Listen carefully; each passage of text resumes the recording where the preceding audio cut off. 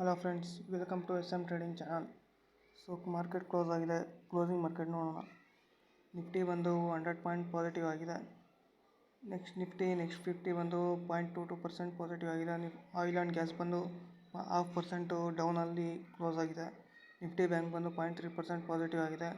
Nifty auto ಬಂದು 0.2% positive ಆಗಿದೆ. Nifty FMCG 0.18% positive ಆಗಿದೆ. ನಿಫ್ಟಿ IT IT ಇಂಡೆಕ್ಸ್ ನೋಡಿ ಇವತ್ತು ಒಳ್ಳೆ ರ್ಯಾಲಿ ಕೊಟ್ಟಿದೆ 1.7%. ಆ್ಯಂಡ್ ನಿಫ್ಟಿ ಫಾರ್ಮಾ ಕೂಡ ಒಳ್ಳೆ ರ್ಯಾಲಿ ಕೊಟ್ಟಿದೆ.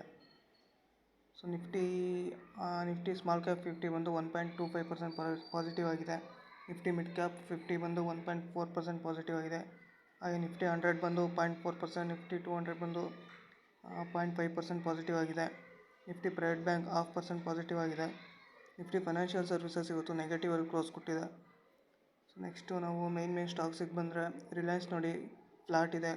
ಆ್ಯಂಡ್ HDFC ಬ್ಯಾಂಕ್ 0.2% ಪಾಸಿಟಿವ್ ಇದೆ.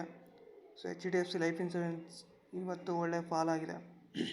ಸೊ ರೀಸನ್ ಬಂದು 18% GST ಬಗ್ಗೆ ಇದ್ರ ಬಗ್ಗೆ ಇನ್ನೂ ಏನು ಇನ್ಫಾರ್ಮೇಷನ್ ಕೊಟ್ಟಿಲ್ಲ, ಅದರಿಂದ ಸ್ವಲ್ಪ ಫಾಲ್ ಆಗಿರ್ಬೋದು.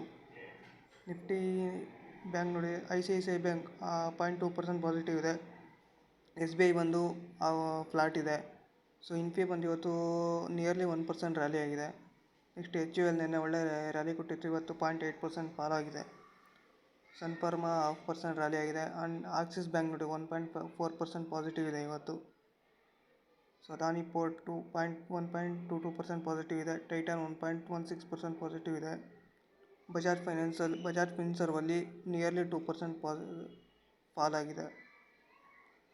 ನೆಕ್ಸ್ಟು TCS 1.3% ಪಾಸಿಟಿವ್ ಇದೆ.